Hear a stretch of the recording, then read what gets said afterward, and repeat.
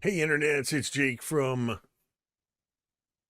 Any Terrain Domain, and this is Skymetal Iron Gods.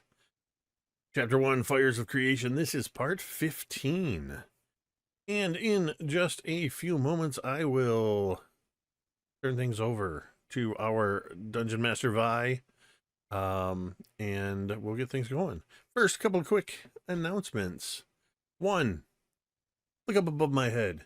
See these glowing canisters? Those are domain relics. Domain relics are a way that every freaking time, not once do I get it right on the first time or the second. There we go. I got it. Thanks to Miko. I did not get it. Domain relics are a way that you, the audience, can have an impact on the game simply by subscribing, resubscribing, gifting a sub, um, cheering 500 bits, tipping $5. All of those earn domain relics that we can use to do things like roll with advantage, re-roll and use the new number, or force the DM to re-roll any die and use that new number. So remember that. You can also, if you're wondering about subscriptions, you can subscribe for free if you connect your Amazon Prime account. Amazon gives you one free Prime subscription. I think it's a prescription. I prescribe MTD at least 2 to 3 times a week. But nonetheless, you can use it for that. We are actually really close to hitting a sub goal I said a long time ago. We are only 9 away from 100 subs for this month. So keep that in mind as you think about giving us domain relics. What else? You want to be sure to tune in other nights of the week where we got other shows going on. Just last night, we had Scribes and Scrolls, our Pathfinder 2e campaign, episode 98. And we announced that we are probably only about 4 episodes away from that campaign ending after somewhere around 3 years, I think. And then, of course, on Thursdays, every Thursday at 8:30 p.m. Eastern, we have Welcome to Paradise Academy, Season 2 of our Kids on Bikes RPG. You can find M there, along with myself and several other MTD friends and family, as we pretend to be kids, teens, and adults in a fictional town in Michigan in 1985. Where things are weird. Yeah, Thursday's the big homecoming dance. But there's some weird stuff going on. There's werewolves, there's vampires, there might be ghosts now. And at least 2 kids are bringing electromagnetic pulse bombs to the dance. You're gonna have to tune in if you want to know what that's all about. Vampires and werewolves and ghosts and oh yeah, robots too. I think there were pirates, time travel, not multiple personalities. That's not what I wanted to say. I don't know how you would describe it. Supernatural twins, I guess we'll use that word. That's a more apt description. So much weirdness going on over there. And then, of course, every other Tuesday, you can delve into the Dungeons and Dragons adventures that we have right here. I would like to just remind you that we are adults portraying fictitious characters in fantastic settings. You may hear graphic depictions of violence, intense dramatic roleplay, or sensitive topics, including but not limited to divorce, bullying, alcohol and substance use and abuse, and more. If this is something that does not appeal to you, we encourage you to take care of yourself and leave the stream.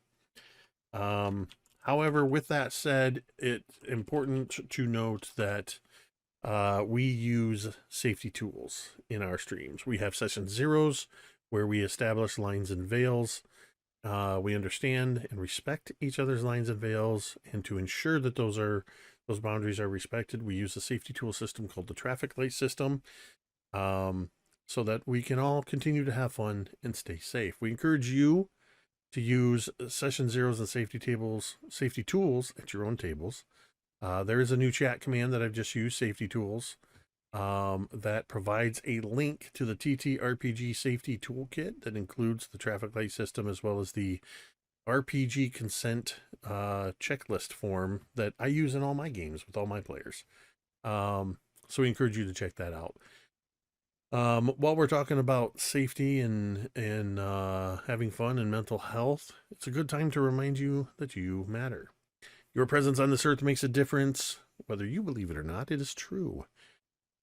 There are any number of reasons why you might not be doing well, or hey, maybe you're doing well and you just want somebody to talk to, but you're not sure how to get started. We try to make that as simple as possible here at MTD. Simply come into the chat and type !help. And a couple of URLs will show up there. Findahelpline.com, or you can check out the growing list of resources at takethis.org. We encourage you to check out those websites, bookmark them, save them for yourself, save them for a friend, and remember, you matter. With that, I'm going to turn things over to our Game Master, Vi. Thanks, Jake. We pick up our session on the tails of our previous session, where, in a great exploit, Yrsimagor and Veris explored and broke into the warehouse of a Garmin Ulreth to try to figure out what was going on under the cover of night. There, they quickly realized that they were completely outnumbered and outmatched. They tried to bide their time until their companions could come. That being Daeralei and Zaari. Now, in the end, they got there. It was a brutal battle in that warehouse between the party and the Rope Fists. But at the end of it all, they were able to recover the augmentation serums that the Rope Fists use to make themselves more hardy and strong and agile than the average person, as well as a strange, what appears to be some kind of relay, a technological device that is far beyond all of your comprehensions. Now, Veris tried to put his little paws on it to figure out what it does, using magics to understand the alien language that it uses on its screen, finding out that this object is connecting something below Torch to something below Scrapwall to the northeast. Now, this is an interesting thing. It causes headaches, this relay. So you decided to swiftly turn it off to make sure your brains don't get too much agonized by it. And you pocketed the whole thing, this little 50-pound device, taking it with you, thinking it might be useful later. With that, you returned to the Foundry Tavern, that is the home of the Bane family, where you know that the council member Conir Bane, stuck in his coma, is being treated in a bunker below his workshop. Here you took a long rest, recovering from your wounds and your injuries and your plights that had befallen you on the previous days, ready again once more to set out on adventure.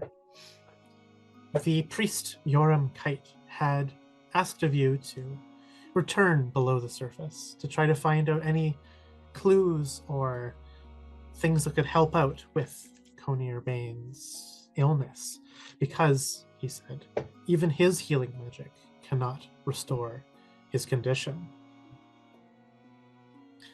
And that is where we left off, and that is where we will pick up, here in the residence of Conir Bane. Having done this long rest, you are in this cozy tavern. You've been given rooms to stay in, courtesy of you being contracted to look for Conir Bane and to renew the light of Torch.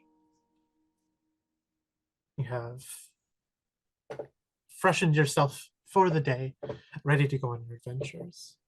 What is it like as the four of you reconvene downstairs here in the morning? What do you talk about? What are your plans?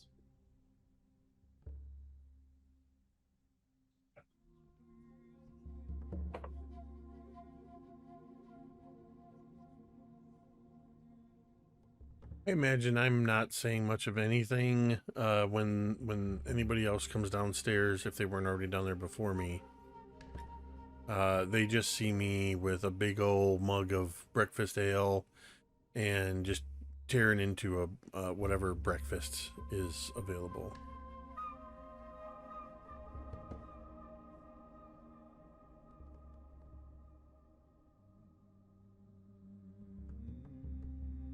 I think Veris, you see him already there and talking to Yrsimagor. Um, Recounting the events of what had transpired at the warehouse. Just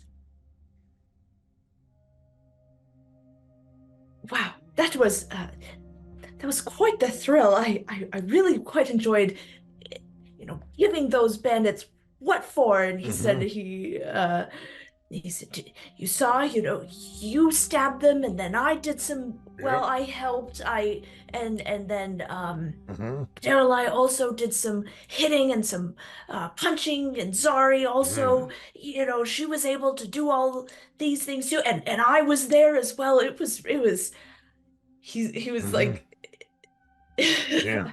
You can eat that. And I just take some piece of bacon or something off of your plate. yeah. Varys doesn't even notice as he just, oh, yeah. Uh, he takes one of the little, I imagine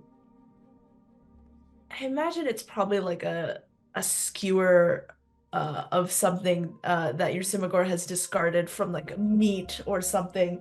And he's like holding it like a sword as he's like kind of swishing it through the air. Um, he said, magic is great, but maybe I should take up some kind of melee fighting. Yeah. Put yourself right there in the front line. Exactly. Boy, There's that would be quite the story to tell. there's nothing like watching the light leave their eyes when you're right in front of their face. You can't see that when you're casting spells from 30 feet away. You see Varys stop dead as he's like in mid like parry or thrust with this toothpick, and his ears like kind of um go back against his head as he looks slowly to your Yrsimagor. Well, uh, I should probably leave the maiming and the murdering to the professionals, he says as he like Hmm. puts down the little wooden skewer and like puts it towards Yrsimagor. That is the natural way of things overall. I was I've always been more of a helper. I think that's when Zaari comes up and she just nods. Yes. You help very well. Eris's ears kind of perk back up again, and he kind of does this, rustles his like coat and straightens it. It's not just those who fight who have wondrous stories. That is true. You are very correct. And who else to record the great endeavors and adventures that you all are enduring? I've seen you after a fight, and definitely not in the mood or in the physical capacity to journal.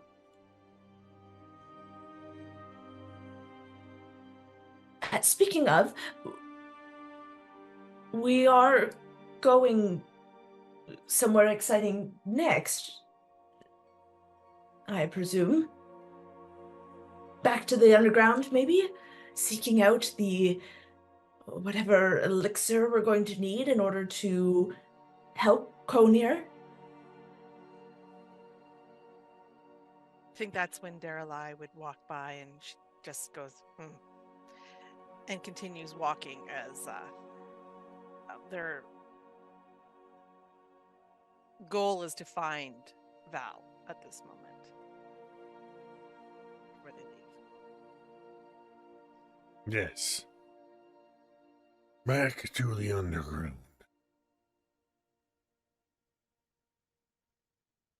Oh, that is so very exciting. I know that you have warned me, and there has been lots of mention of danger and death and dismemberment and all sorts of horrible um, stories you've told about. But that does not quell my excitement and my enthusiasm in order to see what is down there and to go forward. He says, with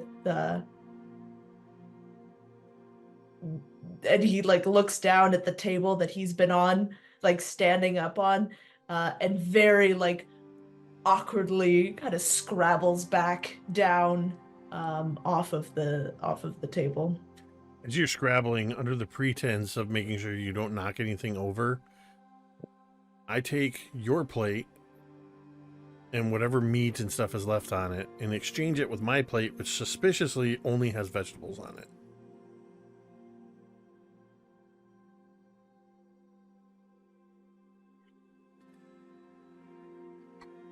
Eat up. We're gonna need all the strength we can get.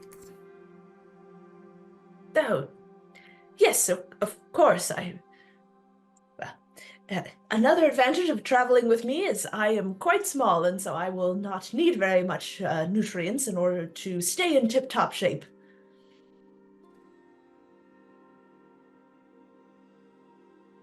He says, like, quite pleased with himself at this. I think you get just a little bit of a smirk from Yrsimagor as you're saying this, as he's shoveling more food into his mouth and finishing up the last of any ale, and then just kind of looking around at the others whenever you're ready.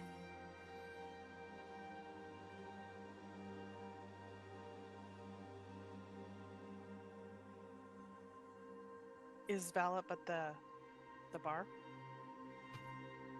Yeah, she's like just dusting things and organizing right now. She's trying not to. You can tell that she's kind of a bit eavesdropping on your plan, but she's trying her best not to look like she is. As Daeralei approaches, they just kind of trying to get her attention. Mm-hmm. Hi. Before we go, I just there's something I wanted to tell you. What I noticed at the funeral. If you have need of numbers for some reason or help, you might consider, but only if it's absolutely needed, to let, and I've forgotten her name, but the woman that we first met that's part of the council. Mm-hmm. I think she could be an ally. However, do not trust. And again, I can't remember the guy's name, but it was the one who had the headache, and was being comforted during the funeral. Yes, Dolga is the one that we'd say.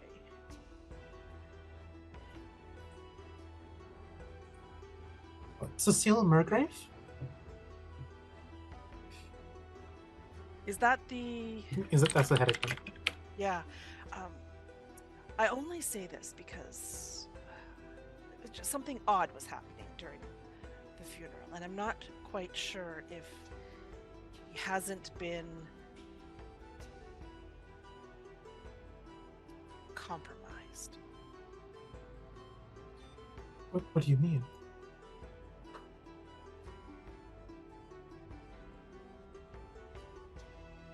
Remind me of the guy's name that we don't like. The Garmin Ulreth?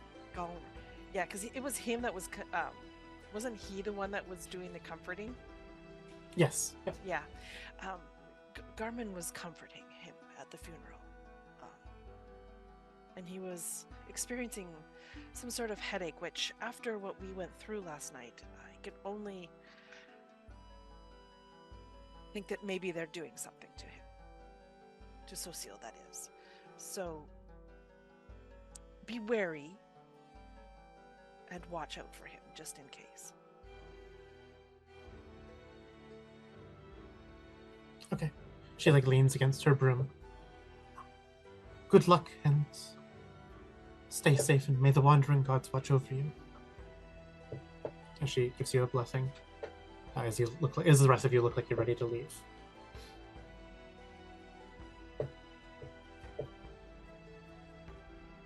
And with that, you head down to the Black Hill Caves, to the underground complex below the City of Torch.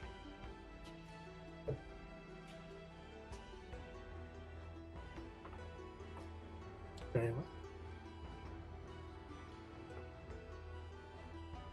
You travel deep below the earth, returning once more to this terrible place. This place of death, of blood, of decay, of metal, unfeeling metal. It is as you had left it. Flickering lights, the smell of rotten mold and alcohol. You see the bloodstains on the ground. You can see the places where you've washed away the russet mold that grows along the metal panels. You thumb at the key cards that you have access to. You have 4 of them. You have a brown one, a black one, a white one, and a red one. The brown one you first found was given to you by the underground dwelling peoples, the skulks back in the first cave. The black one you found in the possession of the undead Kasatha.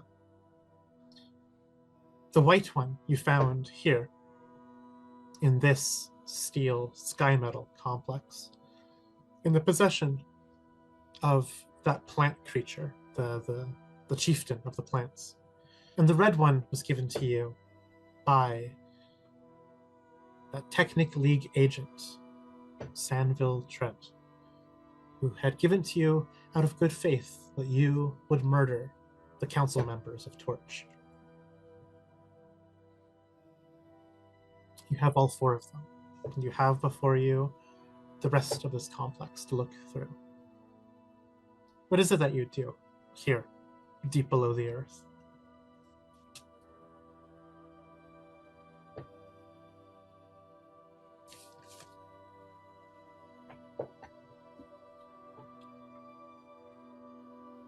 Excuse me. I will head straight ahead to that sort of circular intersection, saying, this way. There's not a whole lot left of this area we haven't explored. And then... If I remember correctly, too, there was something odd about this circle that we had kind of noticed, or at least Daeralei had noticed. We hadn't. Yeah, the last time you were here, you remember that when all 4 of you were in this circular room, the floor felt a bit unstable, as in it has some give to it, especially with the mass that Zaari and Yrsimagor have, as if like you saw the grooves, the circular grooves around the edge. Here kind of begin to kind of give way a bit, as if the floor itself is not properly attached. It doesn't like fall away, crumble away. It just looks distinct, as if and there's sorry, and there's some sort of panel. There's a panel on the wall that has a red streak across it in some kind of paint or pigment that you associate with the doors. But here there is no door. Instead, you see 5 vertical bars, only 2 of which have any kind of ambient glow to them. Noted. It goes dull, like unlit, the 5 bars from top to bottom, unlit, a subtle blue glow, a more intense green glow, and then dull, and then like unlit, then unlit.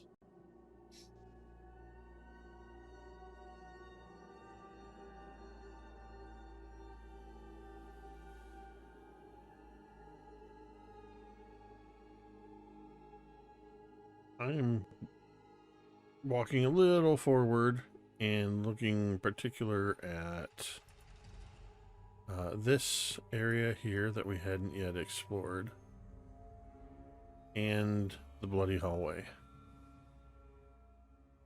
Those are the areas that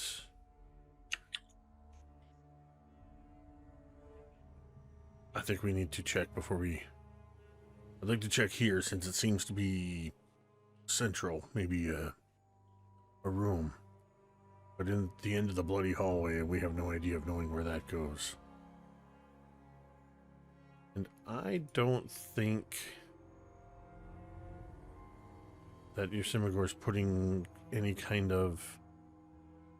I'm not really putting any thought into the fact that the floor moved, other than maybe if if Zaari and I jumped up and down, it might open a trapdoor or something. So that's why I'm not thinking that way. Is there any colored stripes or anything representative on this door, or is it just a door? It is the lowest stripe door, a brown stripe door.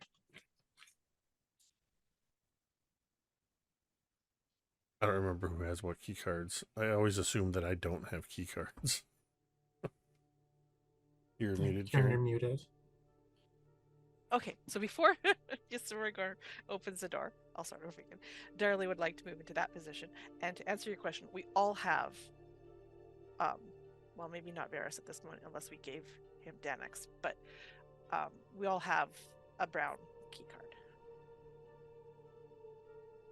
Ah, that was in the starting kit. Yeah, and I'm not just recklessly opening this door. I just want to note that. I'm standing basically with sort of like almost like one fist cocked, and then I'm gonna slide the key card just in case something jumps out, like tree monkeys or whatever those things were, or slicer robots. And so you try to open the door. Yep. Zip, zip. You see before you 4 narrow stalls that take up the south portion of this room. Their doors and partitions not quite reaching the tiled floor below, or even the ceiling above. There's a 5th door on the westmost stall that has a and there's a strange metal basin that protrudes from the eastern section of this room. You notice that each of these stalls has a strange throne in them, all of it made of strange material that includes Skymetal, except for this last one. It looks like some kind of torture chamber. All the chairs in here have holes in the bottom.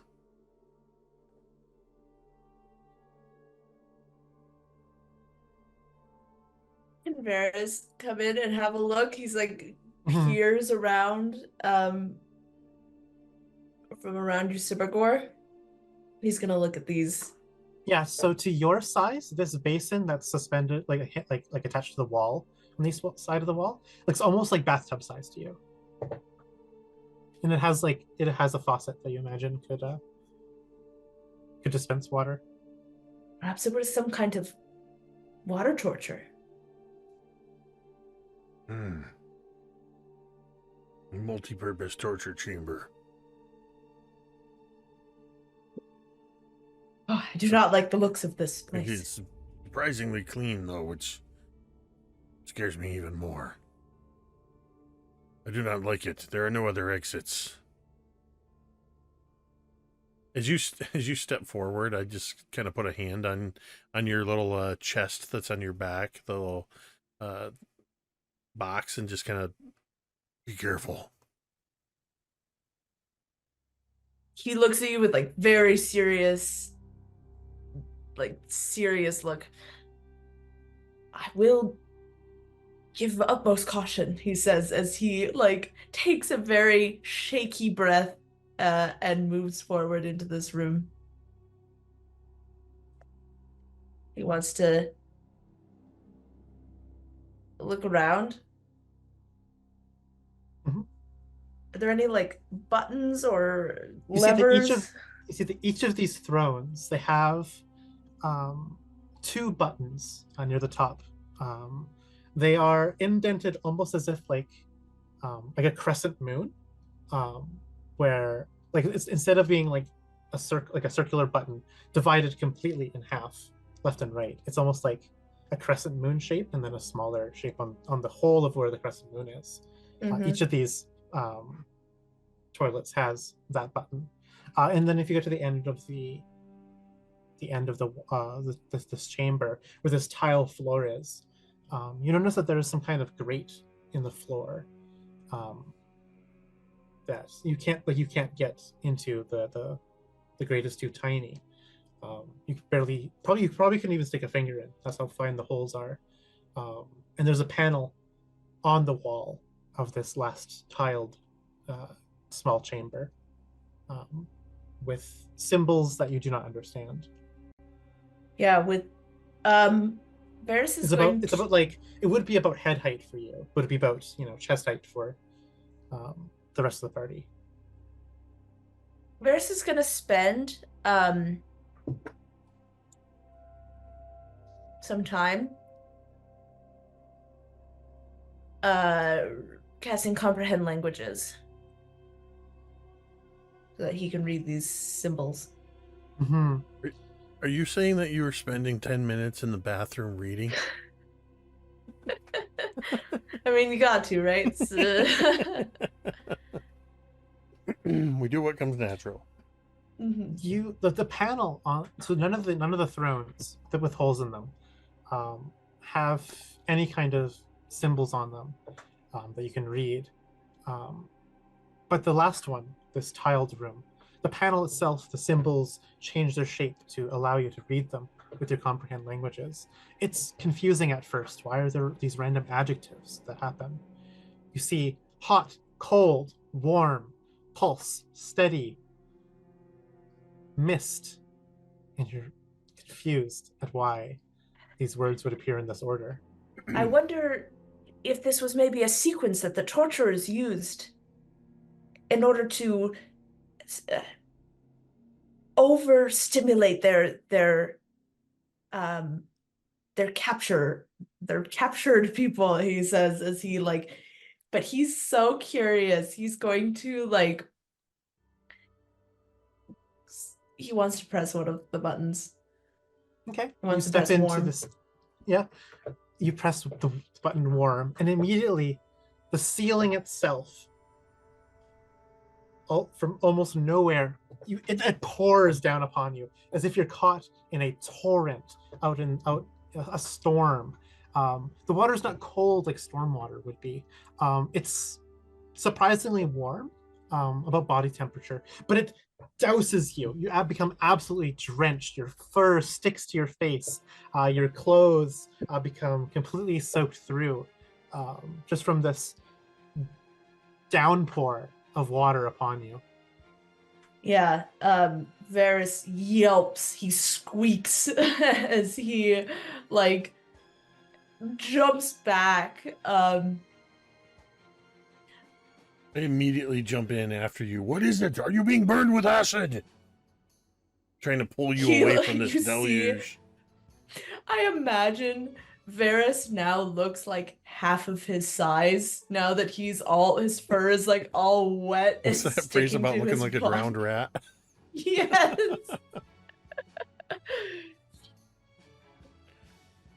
I was assaulted with water, he says. I don't like this place at all.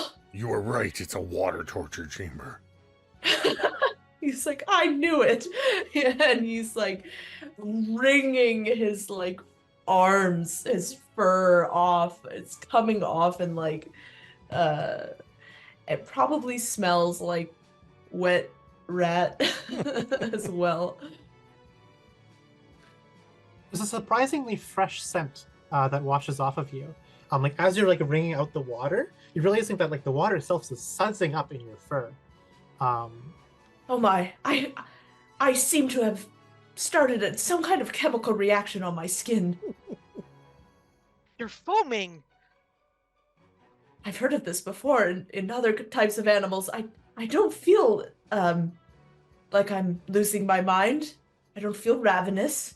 He like checks his like mouth.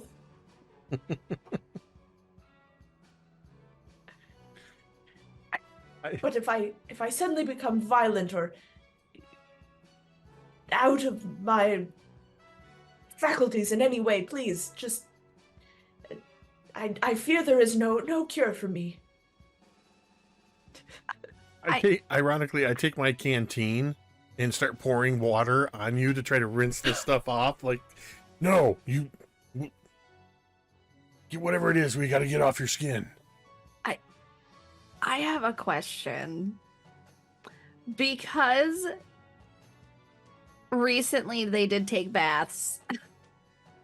Would Zaari recognize like these are like soap suds? Would any of them recognize that these are like soap suds? You may have taken a bath. I was gonna say I took a bath. I also. Zaari was not going to step foot in the warm spot that Yrsimagor created.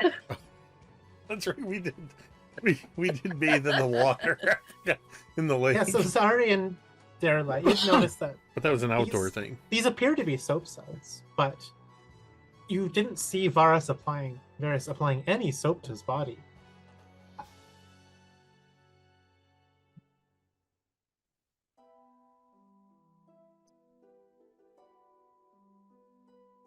I think Zaari would look at Daeralei.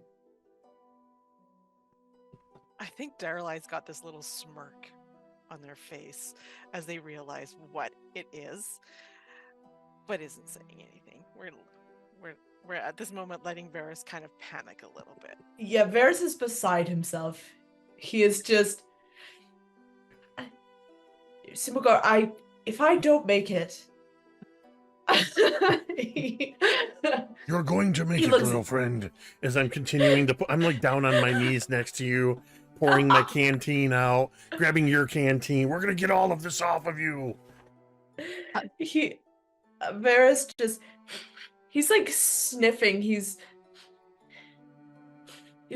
for some type of acid or other, clearly biohazardous, not biohazardous, he doesn't know that word. Clearly hazardous weapon. It smells rather pleasant. Psychological warfare. Veris nods gravely at that. We will have to be on the lookout for similar type chambers and avoid them at all costs. I agree. That was awful. I think Zaari's gonna lean over to Daeralei, be like, "Are we going to let them do this for much longer?" Why ruin my fun? Not wrong. This is quite entertaining. But you are right. We are here for a reason, and it's pretty important. Yes. Conor lies in a Practical state. ruins. Veris, if you're done dying,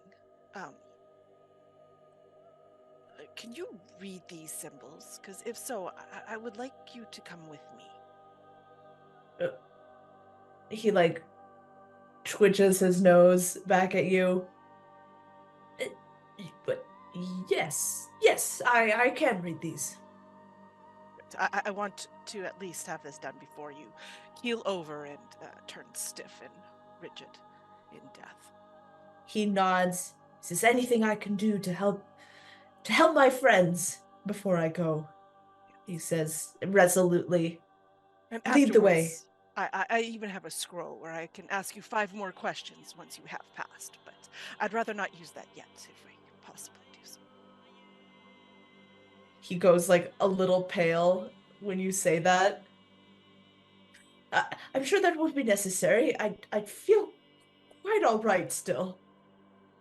He says this and sneezes, I think, at this like the perfect time of just One little soap bubble just goes. and like bubbles away. Yeah. Oh my goodness. Daeralei would like to take you into the room where we found Cornier Bane, and have you look at these lighted panels on these desks to see if you could read stuff. As you Because I was able to read enough to free Cornier, but I didn't understand much of it. So. As you walk away with Veris, I just turn to Zaari. He's such a brave little guy. Zaari is very thankful. She has like this bone mask kind of around her lower jaw, so it hides like the smile that's cracking her face. Yes, he is. So brave. You know, you did get it on your hands, though.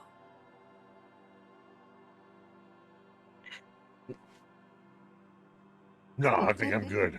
It doesn't burn or itch. Okay, that's good. But for the next several minutes, I'm just constantly going.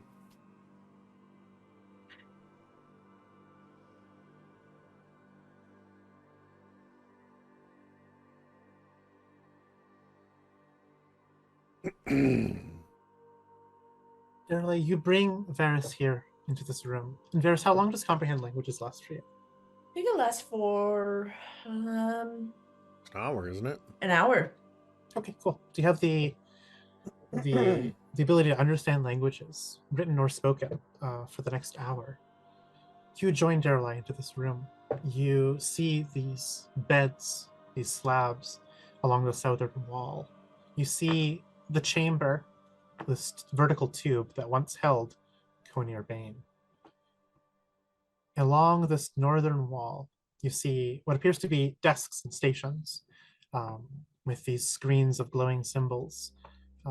They have compartments upon compartments, these desks. And I imagine this is what Daeralei is asking you to read. Find out if there's any information about how we may cure Conir. He would explain everything that he saw in the cylinder, the words that he may remember from reading them at the time, but Yep. Yeah, Veris is gonna look and see what he can see. All right. Give me an investigation roll, please. With All right. advantage because of your comprehend languages.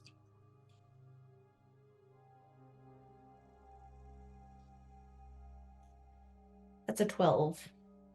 At 12, you find two things of note. You can tell that there are two compartments here in the desks that are noteworthy to you. One of them is called medical supplies. Here, when you have the translator eyes on. The other one is patient belongings, open bracket, contaminated and quarantined, close bracket. And lastly, you get a sense that these screens, they almost look like tablets or like pages of a book that you could like interface with. It reminds you of that relay that you had. You're not really quite sure how to like navigate the information on the screen. Anything useful, you're not quite sure how to like use that system properly. But the information that is being displayed is a glaring error message of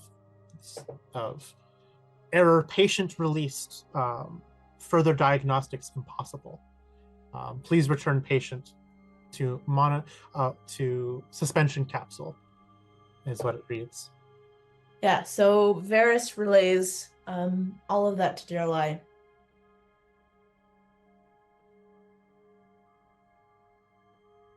I think as soon as told that patient belongings sounds important.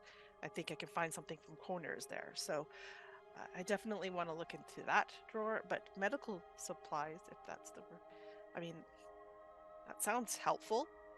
I don't know what they have, but we'd also want that. So definitely looking in the drawers and seeing what we can get.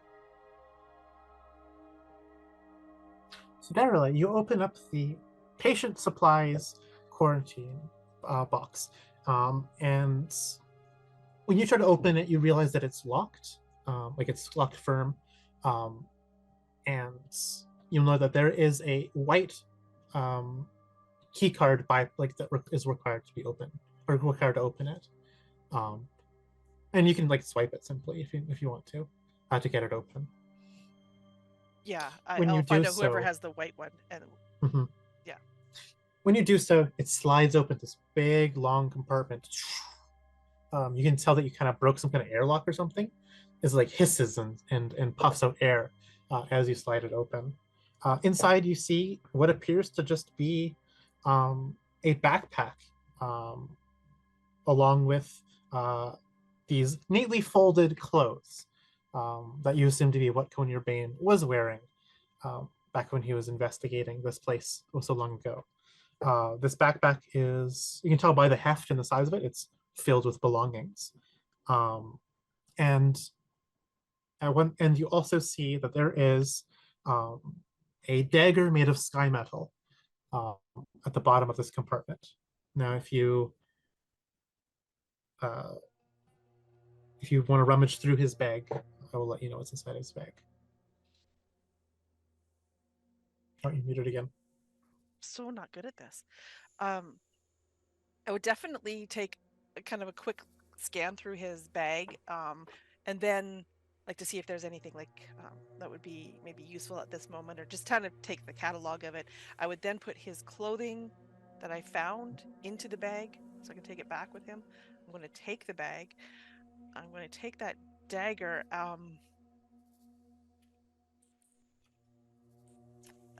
And I look to Veris to see if he maybe is interested in having a sword. Yeah, you see Veris. He doesn't yeah, he doesn't look too interested in it. So he just kind of observes it. Just, oh, that is quite nice. Yeah, if Veris doesn't look like he wants it, then Daeralei will take it and tuck it in beside the other dagger that they have. So you take stock of what's inside this bag, and inside you can see there are 2 healing potions, some kind of magical wand that's like put in one of like the side pouches for easy access when you're wearing the backpack. 3 magical scrolls. You're not sure what they have. There's a bottle of antitoxin. There is an ever-burning torch, which would have alarmed you when it opened up. You see, there's this lit torch burning inside of the backpack, but it is a cold flame, ever-burning torch, a magically enchanted torch. Inside as well, you see 2 small vials of acid. There's another magical amulet that's kind of been tucked away in one of the side pouches. There's everything that's found within an adventurer's kit from the player's handbook, like rope, pitons, rations, etc., and a coin pouch, which feels very, very hefty, as well as like the clothes and the Skymetal dagger that I alluded to before. Okay, writing that all down. Close it back up. Do you think there is anything in there that could help? Help Conyer at this moment? No, but us in our search, yes.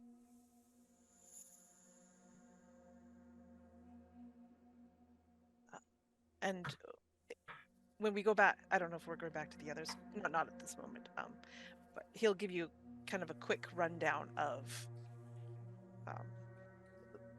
the most useful things, like the healing potions. There's a wand, there's scrolls, there's the antitoxin, the torch. We'll skip all the mundane things, may not say. I'm not going to tell Veris about the amulet at this point.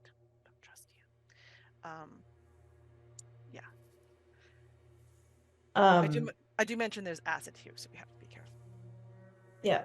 Veris wants to, like, this screen that he was looking at, or it was a screen, right? Like that's where it was the page. He's gonna like touch it and touch around it, see if he can change the screen at all. Give me another investigation roll, please, with advantage.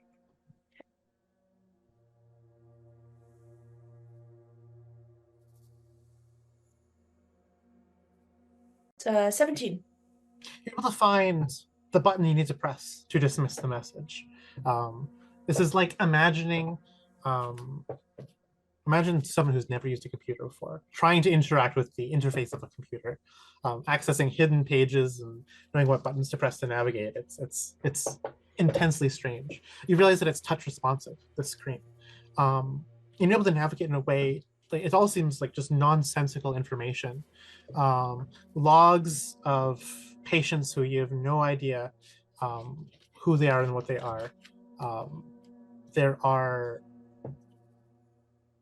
2 of them that are recent, as in they are dated to what appears to be within the last 3 weeks. And then prior to that, you don't see any kind of patient data for what appears to be like over 5,000 years, which time lines up with that undead Kasatha said about how long he's been stranded underneath this place. Anything to do with what ails Conyer? Yes, they're able to try. You access the information about Conyer Bane to figure out like what is ailing him. Using your comprehend languages, you're able to see that some kind of diagnostics was being performed on him. Specifically, that whatever surgeries were being done to him, you're not quite sure about this terminology that you're seeing before you. It's kind of like, even though like the language barrier is gone, it's still using vocabulary you don't know. But you get the impression they did surgeries upon him to find out why he can perform feats of supernatural, feats of magic, and that there was something called a nanite assay done to him.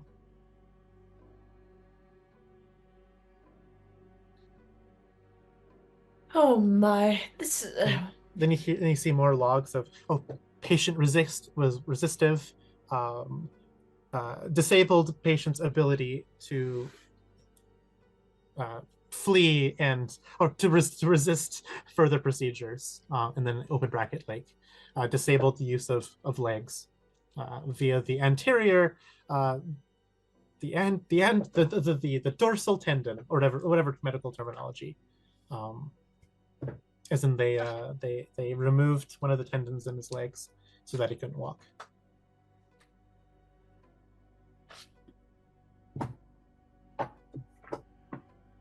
Yeah, Veris looks extremely pale, extremely uncomfortable as he's like, oh my, this is not good at all. What do you mean? It appears as though they were trying to figure out what made him magical or be able to cast spells. Why didn't And they just ask? well, they went some. Oh, well, I'm not sure that Conjuring Bane would be. I mean, I know that I wouldn't be too forthcoming with a bunch of robots with a bunch of different various implements, but it appears as though there was something called a nanite assay. I'm not sure what that means in the slightest. I don't even know if I am pronouncing it correctly, but that is what was done to him most recently.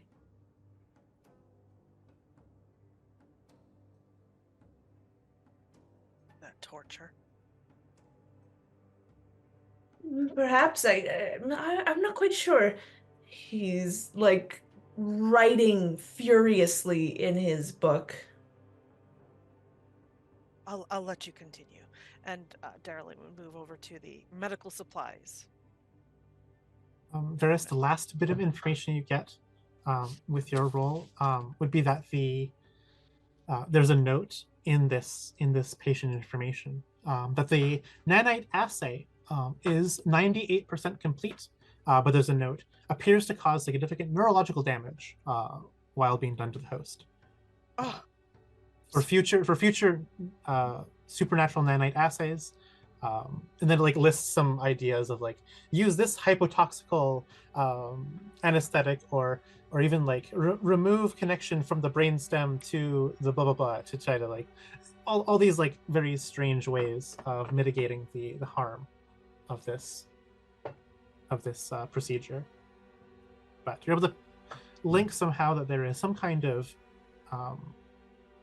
we call it like regressive damage being done to Conjuring because of this nanite assay. Damage to his brain and his nervous system, where they're seeking out why he can conjure magic. Daeralei, you try to open the medical supplies compartment. Again, it requires a white key card, but you swipe it to open it. Inside, you see strange devices that you have not seen the likes of before. You see this larger pad, this larger almost like object that you could like wear on your wrist or even hold in your hand. It has a few antennae and a dull screen that could be lit when activated. It appears that it would be able to sense things. You know that things that have antennae on it are good for sensing objects. You're not sure what the sense is. In addition, you find this like long device that has like a pad on one end and like a lid on the other. You can imagine like putting like a fluid inside. You're not sure what this is for as well. And then in addition, you find this small, almost like gun-shaped thing that isn't like nearly as big or harmful than an Inferno pistol is that you've seen someone wield. It again has a small little place in its back where you can imagine putting in like a vial of acid, even something like that. And has a long little like tip that it looks like a glue gun is what I'm trying to say. And you then see 4 total, 2 of each, like 2 pairs of canisters that have some kind of like fluid inside them. One is like a metallic, one is the container is opaque and you cannot see what is inside, but you can kind of hear it slosh around. Does it look like these containers fit inside the gun? The metallic ones would fit inside the gun, but the opaque ones would not fit inside the gun. And the opaque ones, are they like jars with a lid, or are they? Yeah, they're jars with a lid. Yeah. Yep. I'm trying to think of like what real life object would resemble that. I guess almost like a pill bottle. Not quite, but they're more pill bottle-esque. These last opaque ones. So I'll carefully, well, I'll take the gun and the 4 metal canisters. We'll pocket those, and then one of the opaque. I'll try to open one of the opaque ones carefully to see if I can see what's inside. Yeah, you open it up and you see like there's a fluid inside. It smells so strange to you.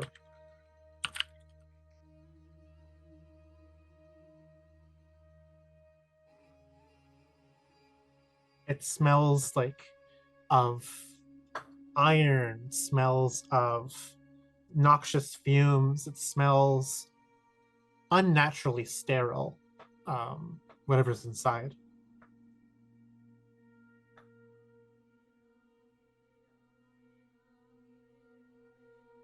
I will put the lid back on. I don't know what this is, so we'll put it in the backpack. Maybe we can find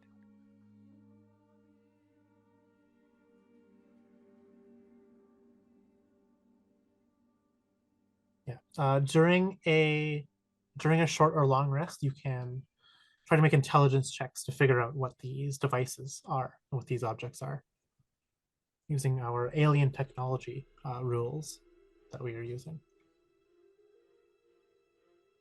I don't think I bother with the other two things because they were bigger, right? Yeah. There's the two larger objects, the sensor of some kind, and the like a padded canister that like fits very neatly in the hand. Is it open? The padded canister, like is the lid open? Like the top can pop off. But does it seem empty? It is empty. It is empty. Yeah. Yeah. So whatever was useful, Mhm. it's no longer. So we'll just leave that. You would behind. note that it seems that whatever volume is inside those opaque bottles of that like really really sterile fluid fits almost perfectly in volume into the opening of this canister. It seems like these two things are linked. Oh, well, then in that case, we'll just put that into the backpack with them and find out what it is later. So you're taking all but the sensor, or you're taking the sensor too? Well, the last thing is I'll pick up the sensor, Mhm. kind of look around. If there's any button to hit, we'll hit a button. But if it's like seems dead or unresponsive to anything, I'm not gonna try and figure out what it is. Yeah, you hit a button and it hums to life, and it gives absolutely no other like tangible feedback of what's happening. It just the screen begins to glow, and that's about it. Like it's filled with alien symbols. As soon as I see symbols appear, I will put it under Veris's nose and say, "What does that say?" Veris is like absorbed in trying to read and figure out some of these different words and frantically writing, and he almost like is surprised that you're still here as of course, and he like takes it and tries to read it. Make me an intelligence roll, please. Advantage because of your comprehend languages. Okay, that's a 17. Yeah, perfect. So this, you're not sure what this is for, but the screen. So this is one success towards identifying this. This, I'm not really sure it is, but it's sensing something. There's like the word radiation on it, as well as like a meter that is currently sitting at 0, and it goes all the way up to 600.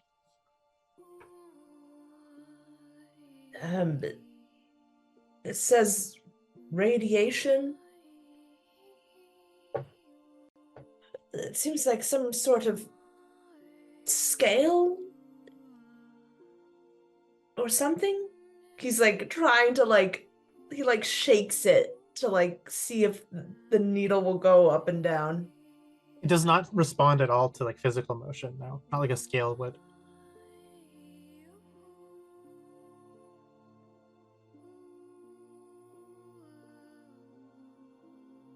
Daeralei will take it back. Oh. That is later, and we'll put it in the backpack as well. Maybe trying to hit the same button that activated it. See if that thing unactivates it. If it doesn't, yeah, it powers down. Oh, I think Daeralei is pleased with themselves for being able to turn it on and off.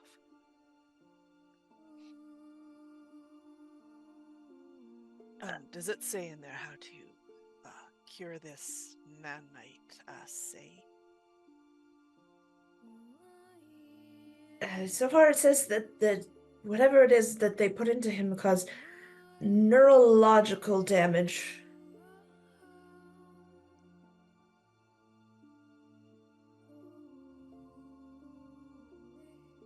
What does that mean?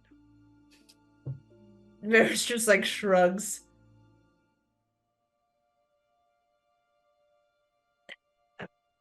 I think it means that it makes him sick, and it's the reason why he is, well, not, well, responsive. I'm trying to find whatever it is that could help him, but he's trying to like, and at this point he talks like he's doing things very methodically, but he's just banging on the screen and The screen is now covered in paw marks, and like when you hand like an iPad to a greasy kid, like comes away full of like fingerprints. Currently, the screen is covered in paw prints from Veris. In the meantime, Yrsimagor and Zaari, the two eggheads, are rummaging about the room. What are the two of you doing out here? In the meantime, I've literally been just pacing around for a little bit, checking in on them, wandering back around. If they take more than a few minutes, which they've clearly done, I'm checking this door out to see what kind of stripe it has. And it has a black access. do we have black? Yes, Mhm. you've all yes, yeah. I was gonna say, I think Zaari is just watching Yrsimagor pace back and forth before she sees him kind of drift to the other door. So she's just like, her footsteps are very heavy, and she's like, dunk, dunk, dunk. She's following him. I'll hang out here for another few minutes, and then I'm actually gonna roll just straight. If it's under 10, I'm impatient. All right, it's an 18. I'm being patient and not, but I've definitely got the black card out, and I'm just sitting there going, flipping it around and kind of moving it towards the, like, just sticking the corner of it in the slot, just like,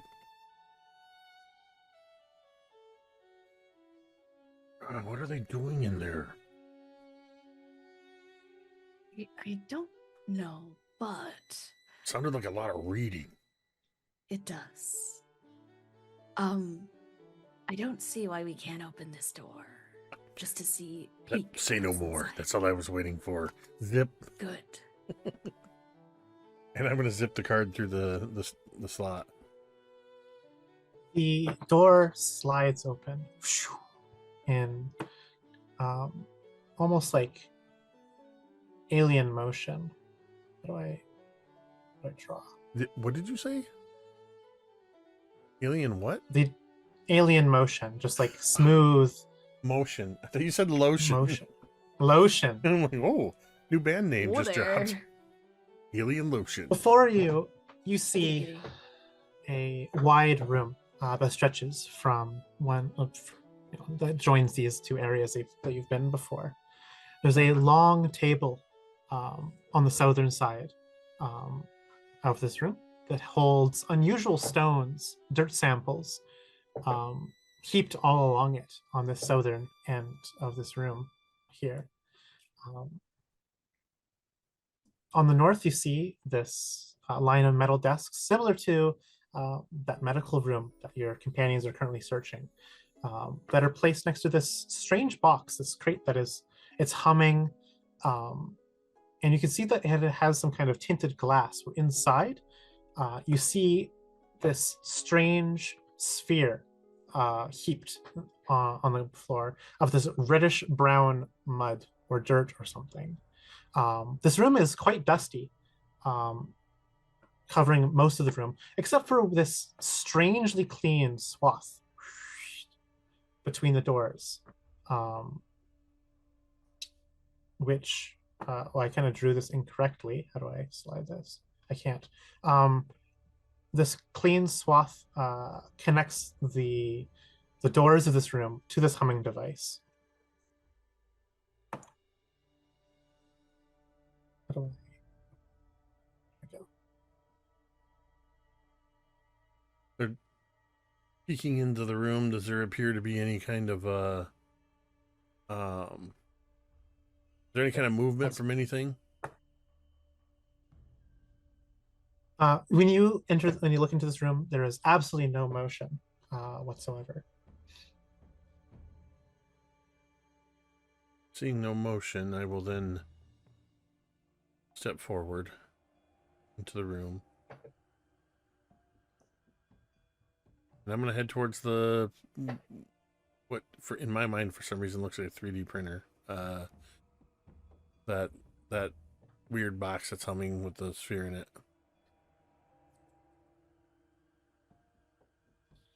You step into the room, and so you're going straight up to this box here, huh? Yep. Oh, when you put it that way, yes. Yeah. Okay. As you step into the room, getting closer to this device, you hear a voice in your head. It is a foreign voice, one that is definitely not your own inner monologue. Hello? Hello? Is someone there? Immediately, 2 hand axes. Who said that? Who's there? It's me. It's me. Who are you? Where are you? Show yourself.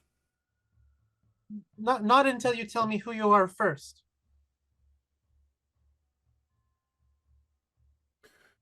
I am Yrsimagor the bear. A bear? You're a bear? The bear. I've never seen a bear before. And Zaari, notably, you are not hearing this. No, because Zaari hasn't stepped in. No, she's just watching Yrsimagor, like, and I think she even comments, who are you talking to? That's right. I am Yrsimagor the bear, and I'm looking up underneath that table. You do not know where this voice is coming from. I'm just kind of wandering a little bit, looking like suddenly behind a chair. I've told you who I am. Now show yourself. Veris and Daeralei, you hear Yrsimagor shouting, like yelling, not yelling and not shouting, he's talking sternly to the north as you're kind of wrapping up your search of the area. Yeah, immediately Veris like jumps to attention. Who is Yrsimagor talking to? Sure, he's got it covered. Did you find the cure? No, I can't make heads or tails of what is being said here. There's nothing to even identify what would be a cure for this, only for what to do next time. Are you sure he's okay? Maybe we should go and just check on him, just to make sure that he is okay. Oh, Yrsimagor's fine. You've seen him fight. If he was actually fighting, he wouldn't be yelling anymore. Yes, that is my fear. He is not fighting anything. Well, that's a good thing, is it not?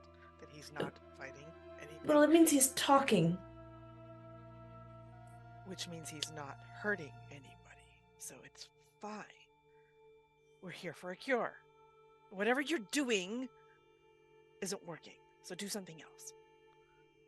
You see Veris just kind of like scratch his head. I'm going to go check on him. I'll be right back. He like hops off from the screen and scurries towards Yrsimagor and the voice.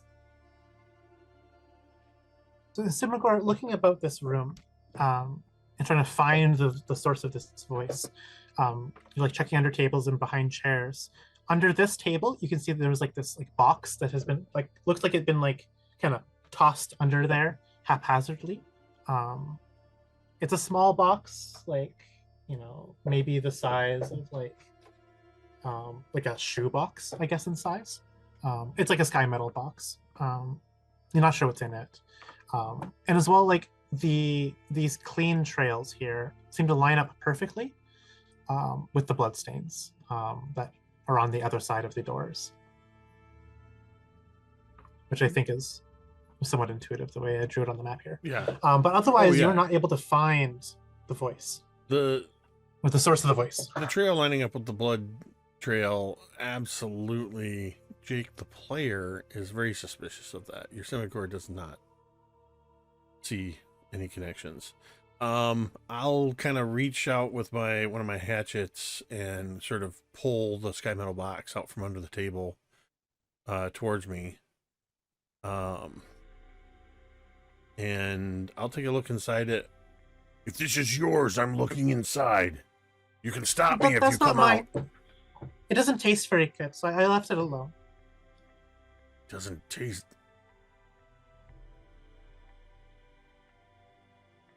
Now I'm definitely curious, and I'll open the box if I can. Inside, you find what appears to be 3 strangely flanged guns that are kind of coated in like red paint. Not really sure. Did you say guns? Yeah, guns. Yeah. I'm not sure if Yrsimagor has ever seen a gun before. Maybe in this technological wasteland, you might have seen someone out there using a gun before. I mean, I guess that's a question for you. Since I've spent some time in Scrapwall.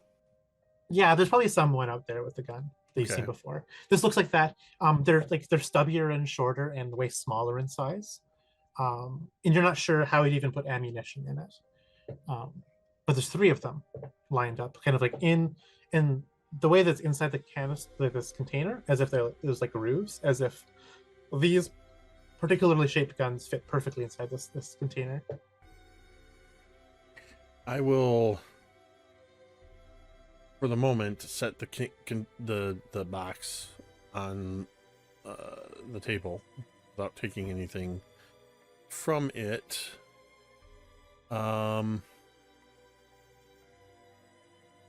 I don't know why you insist on keeping yourself hidden. It would be much easier to have a conversation with you if I could see you. You can clearly I'm see right here. me. Here where? I'm looking right at you. I'm in here. I'm in my little house. Which I think is about that point where I was sort of making my way near the box, and now, how big is this box? It is like to the size that appears on the map here. It is like this wider, like how tall? I guess like 6 feet wide, 5 feet tall. Okay. I guess it'd be almost like a 5 foot cube. So then kind of box. slightly crouching down to look inside, or peering in from the top and just giving a light tap on the glass. You're inside here. Yep, it's very cozy in here. What was in there? Did you say it was like a sphere? You see just like a pile of dirt. Oh, just a pile of dirt. Just like this mound of dirt. Why did I think a mound it was of sphere? dirt? Yeah.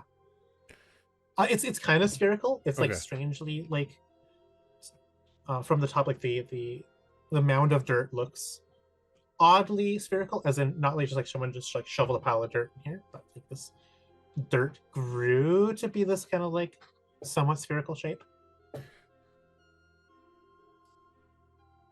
Okay, I see. I guess like inside, hemispherical shape. inside the box. This thing. Are you buried in the dirt? Yeah, I am. Dirt? You call this dirt? It looks like dirt. And you can see like some of it kind of like the mound kind of shifts and moves. You can see like some of the dirt like fall down the side, rolling down the slip of it. This is dirt, This is the word he used for it? That's Dirt. Dirt. That's such a fun word to say. Dirt. Dirt. Dirt. Dirt. Dirt. Dirt. Dirt. Dirt. Do you have a name? Dirt. A name? No, I don't have a name. Should I have a name? How do you get a name? Do you find it somewhere? Usually somebody gives it to you. When I was born, my clan gave me the name Yrsimagor. What's a clan? A family. What's a family? All right, this is very quickly turning into grade school. What's grade school? Zaari, What's sorry? I'm gonna call you Dirt. Dirt. Dirt. That's me. I'm dirt. Dirt. Zaari, But this stuff's the dirt, but I'm not this stuff. you're not the stuff. Then what are you?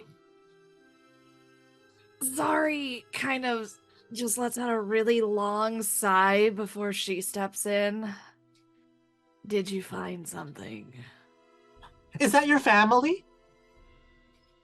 That both of you will now hear the telepathic voice in your head as you step in.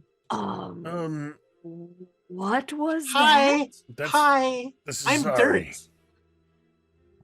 dirt. I'm in the dirt. I'm dirt in the dirt. You're Dirt in What- the dirt. What That's are a good you? name. Who are you? Are you the Bears family? Are you the Bears grade school? Are you the Bears clan? Are you the I think- Bears Zaari? I think the word clan like really strikes her hard. She's like, "Oh. Ow." And she looks at Yrsimagor. So this is what you were yelling at. Okay. I am Zaari. It's nice to meet you, Dirt. Dirt in the dirt. Hi, sorry, I'm dirt. Dirt in the dirt. Who are you? Who are you? I am Zaari. What are you?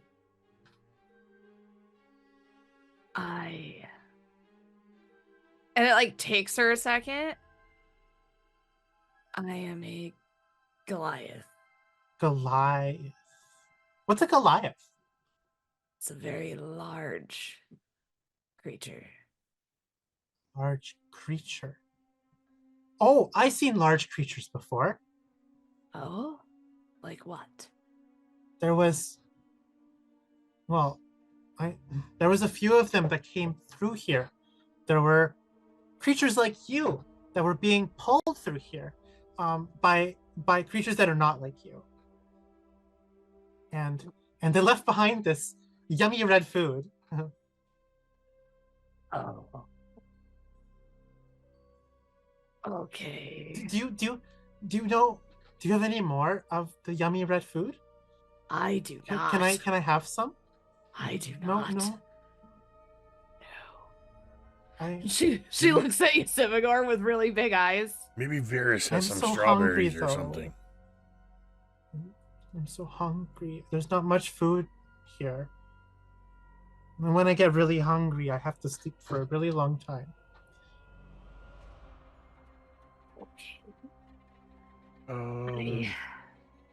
I believe we should go get your little friend.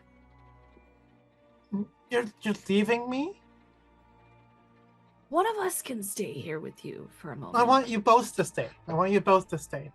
Okay. I like think- having you around. You give me good company. I'm so lonely. I think Zaari is just gonna yell for Veris. She's gonna be like, Veris! So is it only Veris! Is it only red food? I mean, I tried eating other stuff, but it's not yummy. The red stuff's really yummy, though. It's really good. It's really tasty. I might have eaten it too fast. I couldn't really find anything else here ever to eat. I remember when I was really young that I can't really remember much of it. It was before that I was able to be a whole creature like myself. But I was given food. I don't know how. I can't remember. But since then, I've been sleeping for a really long time. And sometimes I'd wake up and there's no food still. And I would get so hungry and I'd go back to sleep. And well, then I woke up and there was red food. Some creatures gave me some red food and it was really yummy. And I ate it up. And I want more. You don't have any more of that red food, do you? Because your creature's like them. You could give me some. They gave you red food. I think it's at this point. I think it's at this point that Veris comes like scurrying in. Yrsimagor, I heard you talking. Is everything okay? That's fine. We're just talking to Dirt in the Dirt. And I point to the box.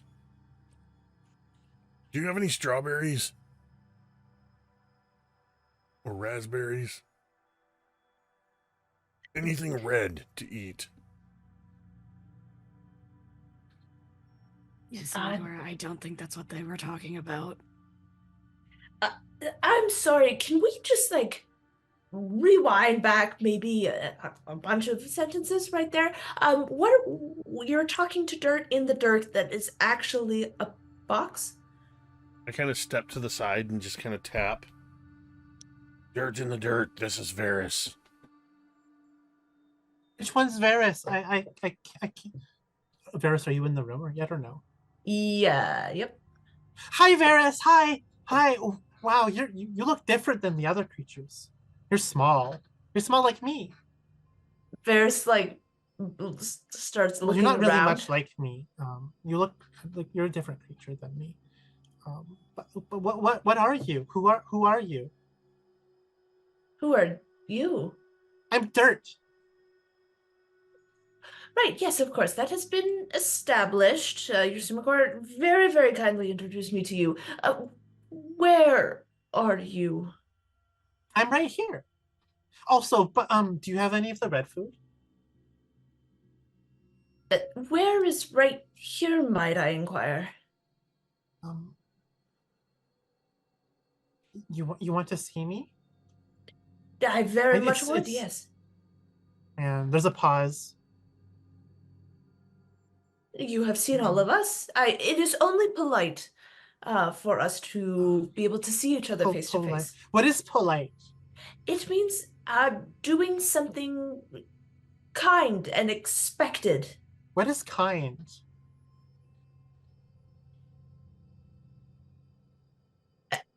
Y- Yeah, Veris looks to Yrsimagor, and he's like, "Well, you know, when there is when you get a warm, fuzzy feeling when someone does something really nice for you. Like when they give me red food. Yes, that would be considered polite because they are coming in and they are your guests, and so oftentimes guests do bring food, and that is considered polite. Are you my guests? Yes, we are your guests. You're bringing me food? Perhaps. It depends on what kind of food you would like. But first, there has to be. I would love some red food. That red food. Zaari is just shaking her head like vigorously, like no. Right, of course, we can get to that later. Now, there is a proper sequence of events that usually happens What with is a guests. A sequence is one thing happening after another in a specific order. What is order? What is order? So, when we first come in as your guests, we have introduced ourselves, we have given our names out. That is the first thing. That's right. You did. There's Yes. the bear, and there's Zaari, and there's Veris, and there's Dirt. We gave our names. Yeah. That's right. That is the Okay. very first and the most important thing. Then the next thing that we are going to do is we are going to reveal ourselves to each other too, so that we can talk face to face. No. But you showed me who you are before you said your name. You're doing it all wrong. That is true. You are very correct. You are very, very astute. What is astute? You are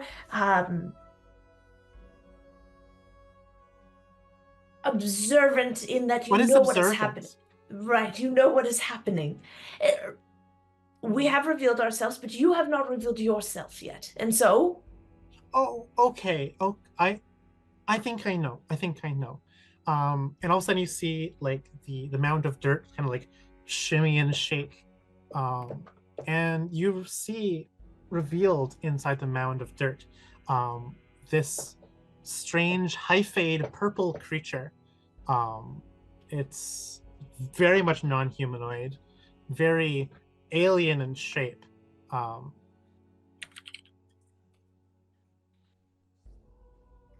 Wow, that is a lot of teeth that you have. Yeah, it has a massive maw that stretches from one end of the um, like amoeboid body to the other. It has like these stalks and these tendrils that you can see kind of like feeling around and waving that are like um, just like almost as if it like submerged in seawater. It's gonna have how the body just like shifts naturally, sensitive to the flow of air and stuff. Um, but it's like Shamey should say, this is dirt. This is me dirt. Right. Great. That, wow, very fantastic. This is, you see, we have all revealed ourselves to each other. We have all given our names out to each other. And so I would say that we have gotten to know each other well. Dirt, what? Where, We're gonna need a you lot of mentioned the strawberries. reds. I don't have any strawberries. But you know, we could get you some red stuff if you could describe it to us. Well, there were some creatures that were like you, that were being pulled along by creatures that weren't like you. And they left I'm behind going this to red stop food you. on the ground. I'm going to stop you right there. What the creatures that did not look like us? Why did they not look like us? They were made of this. Well, they're not made of the same things that you are. They're like made of the same things that this place is. Speaking of, do you know where this is? Do you know what this place is? What is this place? But this place is called. Where do you come from? Where am I? You see, it's just interrupting your answers with more questions.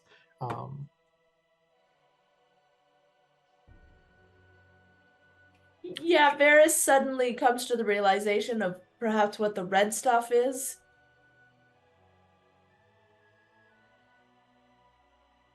As he looks to Yrsimagor and Zaari.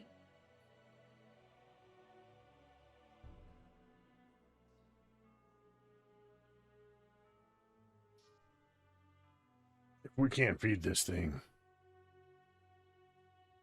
he said it's just gonna go back to sleep. I walk over to the table and I pick up the box with the 3 gun-looking things. It said it tried to eat these, but it didn't taste good. Doesn't taste good. I don't know if these are useful or not, but here. And I hand them to Veris. Yeah, Veris kind of looks and like... You have more of that red food. I can smell it. Just here, Zaari. I think we need to leave right now. No, don't leave, please don't leave, please don't leave. I like you. I don't want to be alone. I have a quick question. Can I see the creature from the doorway where I'm standing? Absolutely, yes. It is inside the box. Is that within 30 feet? But you can't hear it, right? You are not able to hear it. Is it within 30 feet? Yep, it is. But I can hear them talking to it, right? Yes. But I can't hear it saying anything. Correct. I'm going to use my awakened mind ability to say in its mind, who are you? Another friend. A friend. Friend said, "Hi, friend. I'm Dirt. Who are you?" That is not your name. What is your real name? You know my name? Well, Bear said I'm Dirt, so my name is Dirt. So you had no name before. I didn't know what a name is before that I met Bear. Do you know what a Cassandali is? No. Okay. What is a Cassandali? Well, if you don't know, you're not useful to me. And What with is that, useful? I stop the Hello. conversation. Well, why can't I see your friend here? She is a little shy, and shy means that she does not want to, or they don't want to um, show themselves to you yet. Oh, am I shy? Yes, you were at the very beginning. Yes, you were very shy. Is shy a good thing? It can be. It means you are protecting yourself. I am Could be. protecting myself. You see it like shuffle down into the dirt. Protect. Comfy.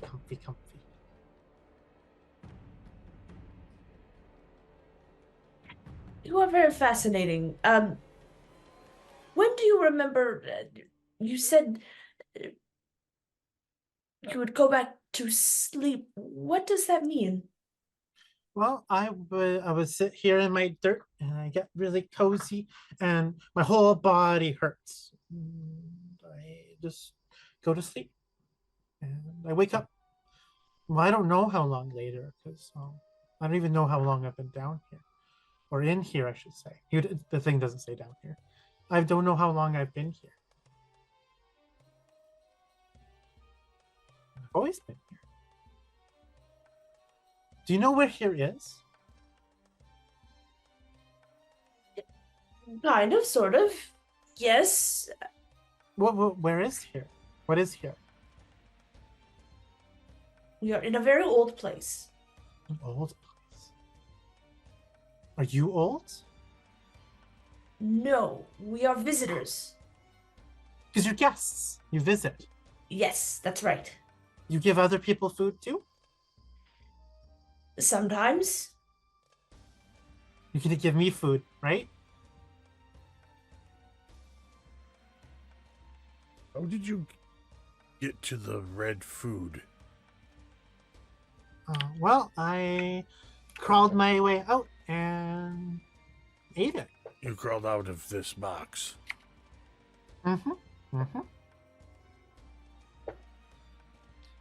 I figured out how to do that because I'm really smart.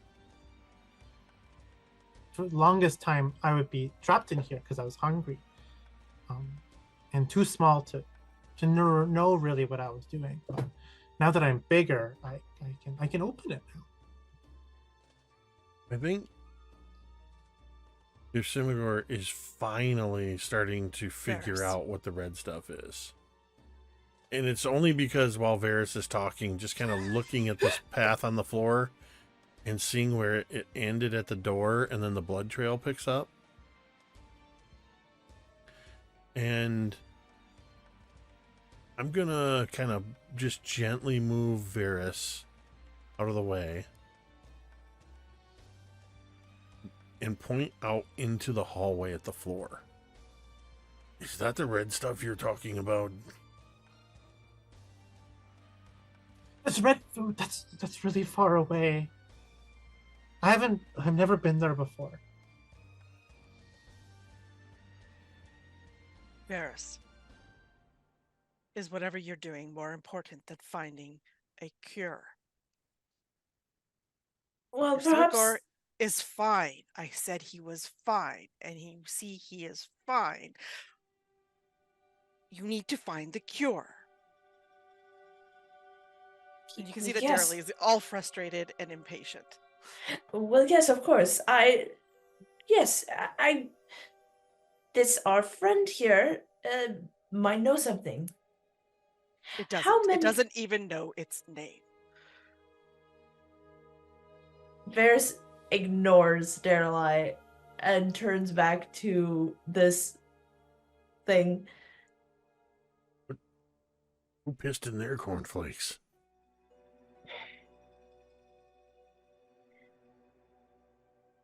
You don't by any chance know what was it, a nanite assay? What's a nanite assay? Right. Oh, that would have been much too easy, much too simple.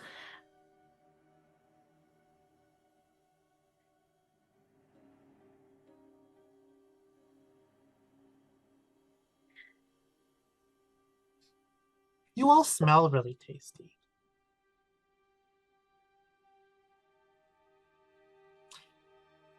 I have an idea. Since you're so cozy here in your dirt box, Mm-hmm. why don't we go find you some of that red food? Don't you want to get me red food? I mean, we can try. Be careful. Well, there's no red food in here. Well, I know that you have some on you right now. That you have some red food that you're not giving me, but well, if you have that red, if you get me red food, it's just and you're leaving here, be careful. It's really scary out there. There's not much to be scared of. We've pretty much taken care of all of the threats here. What's a threat? Things that mean you harm. Am I a threat? No, no. You are not. Are Most certainly not. are you threats? No, No. no. We are not threats either. We are your guests. Guests are not threats? No. Okay. But we will all be right back. Don't all of you? You're leaving? All of you are leaving?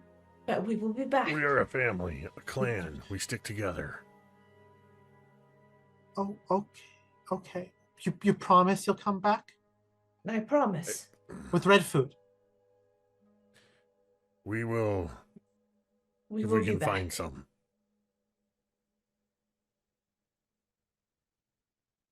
Just wait here. And this time I'm going to grab Veris and start heading for the door. Yep.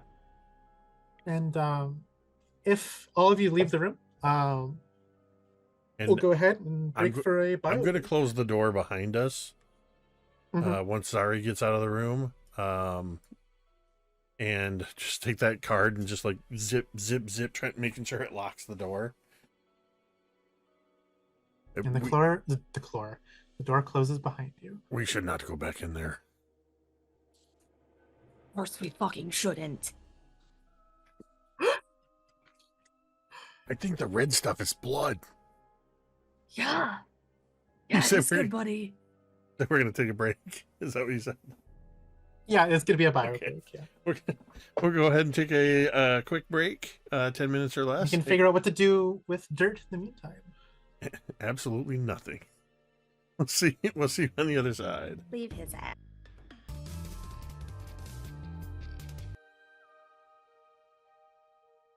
And we're back. And we return, all of you closing behind the door where that strange creature inside a box had its lair. It demanded of you red food, but now you have distance from it. What do you want to do? As far as I can tell, there's no more doors left in this place.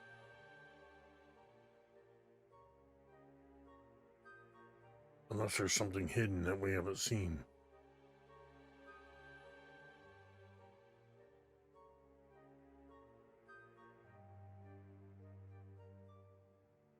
Veris, when they were in the room, what was this? That was a bunch of desks, similar to the one that you rummaged through. Had like the computer screens on it. Yeah. So there are screens on there? Yes. Yeah. Did And it, this bottom table had like rock samples and dirt samples.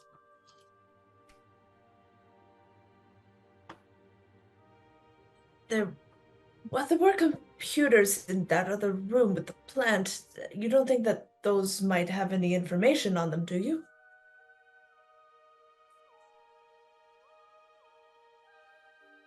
Why are you looking at me?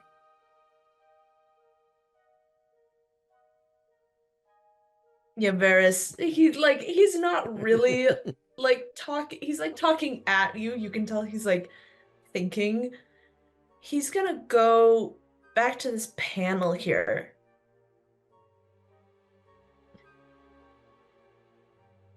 I'm trying to look at that. Unlit, dim blue, bright green, unlit, unlit. Mhm. Are there any buttons? Yeah, so with your comprehend languages that's still on here, you'll be able to read the symbols um, scrawled into this onto this thingamajiggy, this panel. Let me find my notes here. Sorry. Excuse me.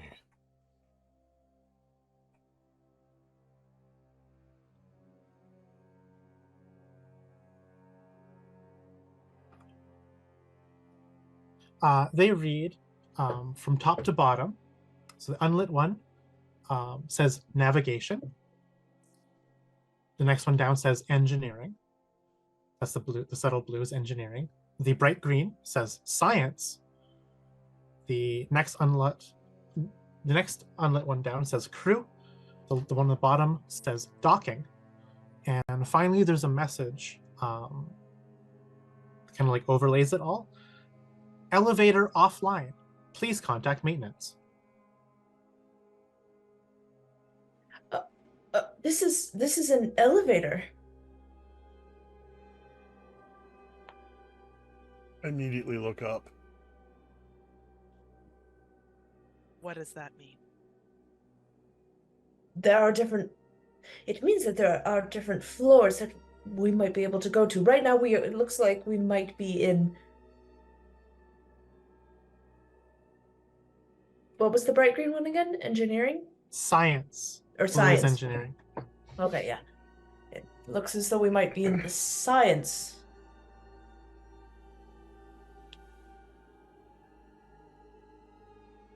Though it says it is out of order, so I'm not quite sure how to fix any of this. The fact that we know what an elevator is, but didn't know what a bathroom was. Well, it's a lift. You got those like. I was equating the word elevator with like a grain elevator. I think that's something that my people would be familiar with. Yeah. What does that mean, out of order? We need to swipe with the red one.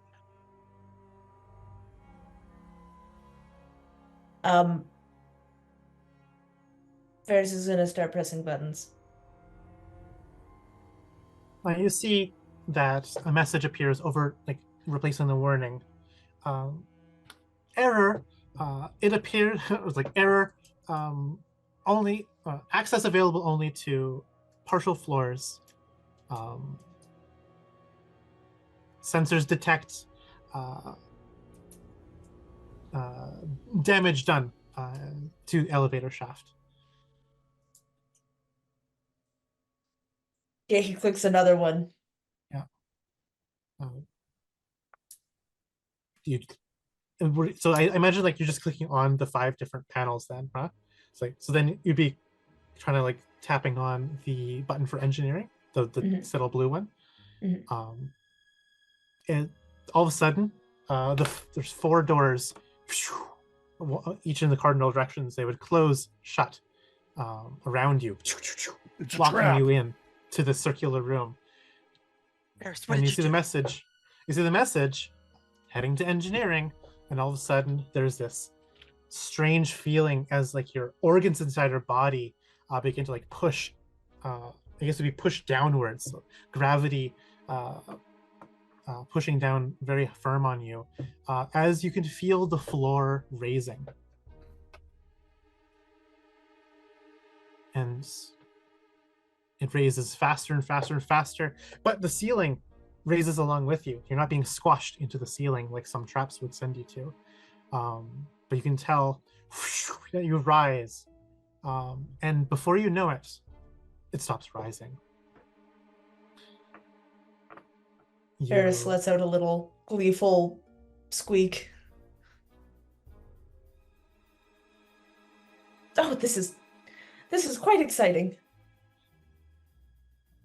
You can see in place of where those 4 cardinal direction doors are, there's only one door that is to the east. You see the panel now has changed. Engineering is green and science is a dim blue.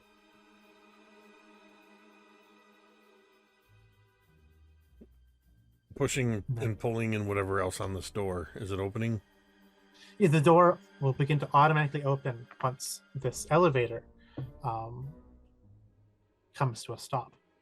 Inside, you see, not inside, beyond you see this even more dilapidated section of the complex.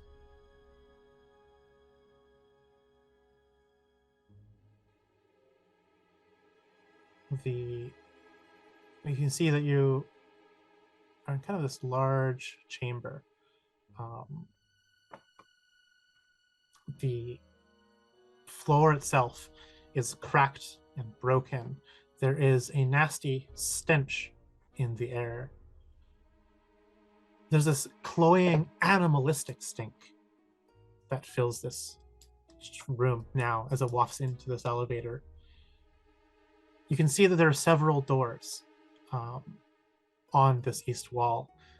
The lighting in this room is flickering, strobing. The walls themselves that you can see are scorched, dented, even broken in some places, exposing these colorful wires or metallic struts from within the wall itself. You're now unable to see the rest of the features of this room without stepping out. Just the doors open, I step out. I'm sorry.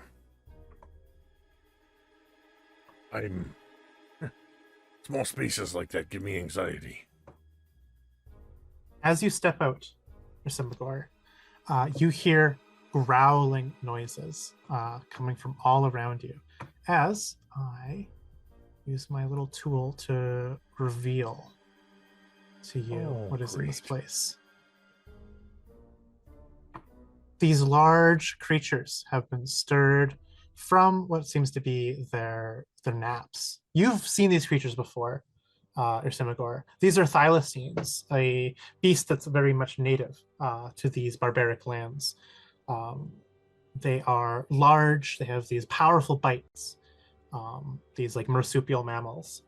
They seem to have been like lounging about in these mounds of rubble, cloth, and bones. But at your presence, they raise their hackles, raising them, growling, and you see them ready to pounce. Everyone roll initiative for me, please. Let's see.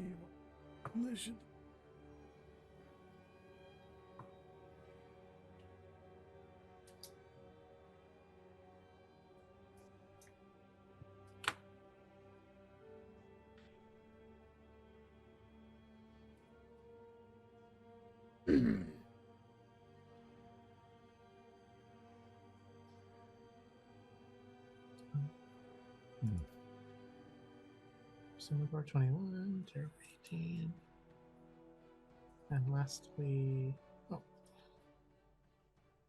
there's 15, Zaari 12. Okay, so none of you beat them in initiative order. These thylacines, seeing you just come out of nowhere, they are surprised, but they are the first to act. They begin growling and then charging, pouncing at you with these bounding speed. 1, 2, 3, and this one is too far to pounce. Okay, so these three will pounce at you, tearing at your clothes with their teeth, locking onto your limbs, and acting almost in unison, using pack tactic abilities to try to drag you to the ground, to rip you open. So they are using their pounce attack with pack tactics. Okay. So that's going to be 3 attacks against you.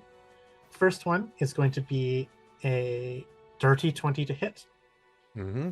Second one is going to be a 15 to hit. Nope. And the third one is 11 to hit. Nope. So that's, was that 2 or 3 hits?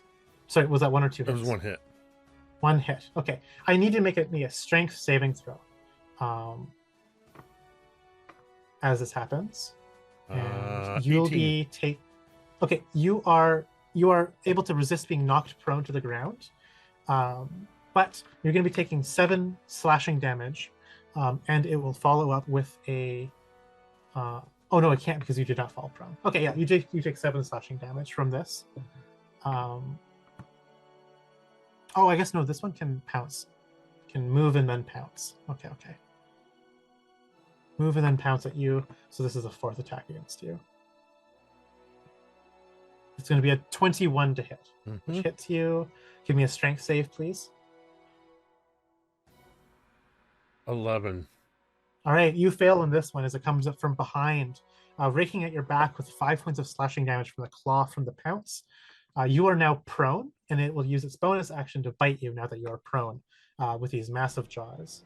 It's going to be attack with advantage against you. It's going to be 22 to hit for 8 points of piercing damage.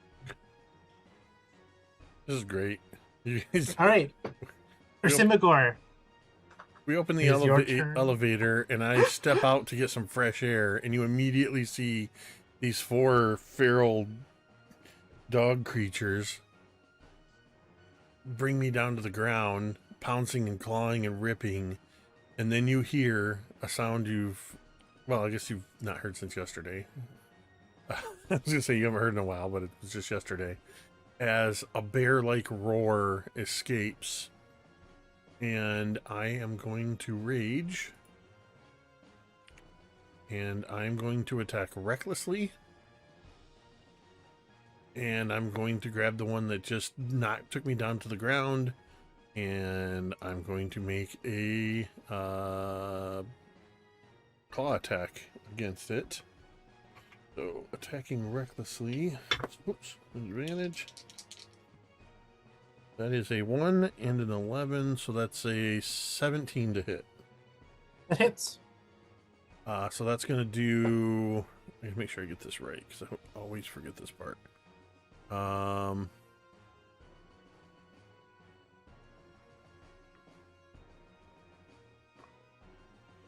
Okay, so... let me read this right. You can make 1 additional claw attack as part of the same action. So I'm going to do the same thing.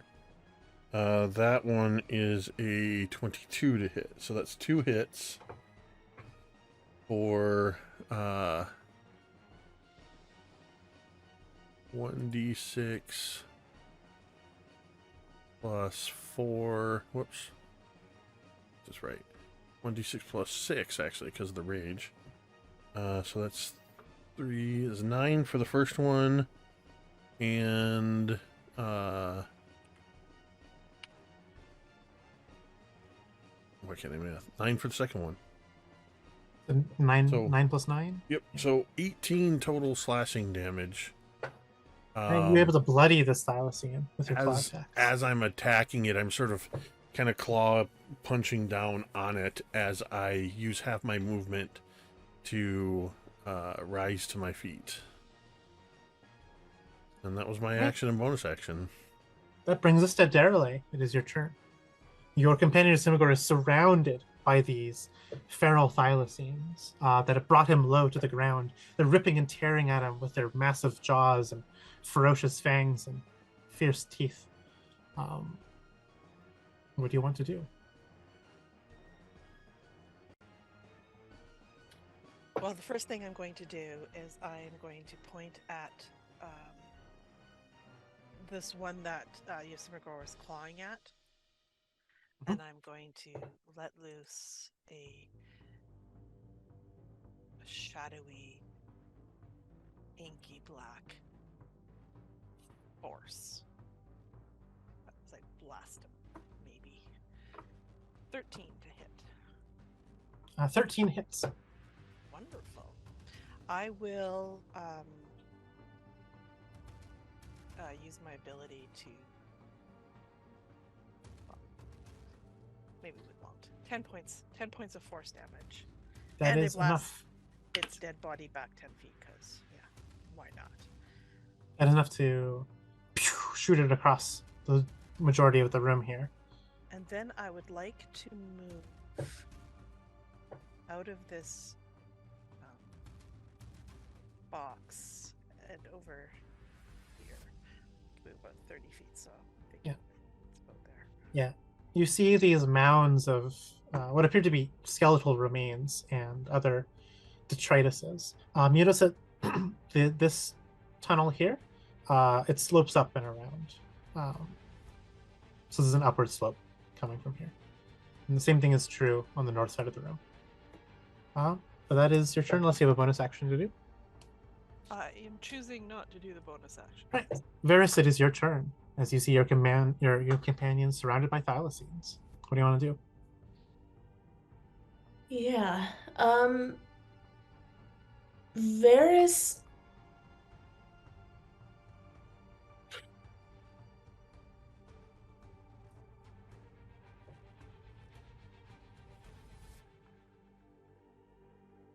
Yeah, Veris is going to step out here. And he wants to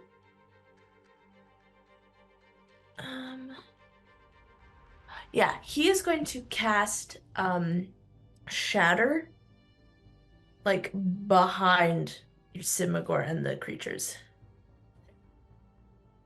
To hopefully like not get Yrsimagor. What is the radius and range of the spell? 10 feet 10 is foot radius. the radius, yeah. Okay. So that means, yeah, 60-foot range. Okay, yeah, so if you put it here, it'll hit the thylacines, but not Yrsimagor. Yeah. Cool.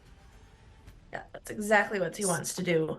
That's what kind of saving throws? Constitution.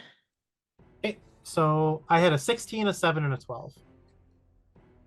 So the 16 will pass. Okay, and 7, 12 fail. Yeah, so it's going to take half damage. Okay. So half full. Okay. So that's 11.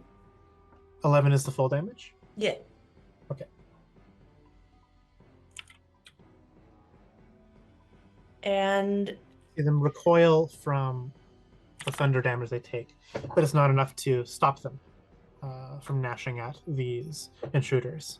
yeah, and Veris is just gonna say to Yrsimagor,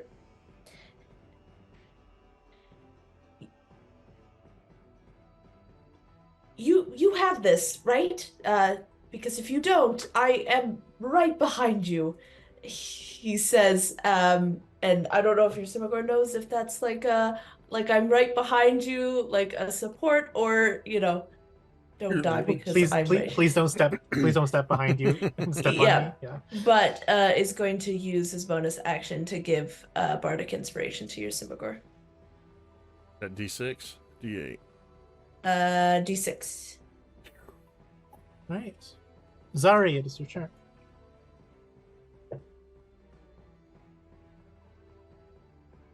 Just reading a couple things really quick. Zaari is going to come up and go for this one. Mm-hmm. She's gonna Give me an attack roll. whack up.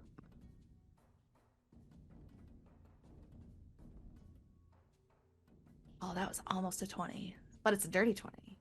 Okay, that hits. I'm gonna burn a spell slot and use Divine Smite on that as well. So I get 2d8 right now. Coolsies. And it's just a first level. So I have 11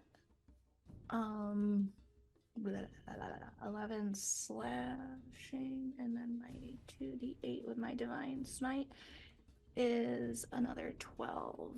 So That is enough. That is enough to drop it.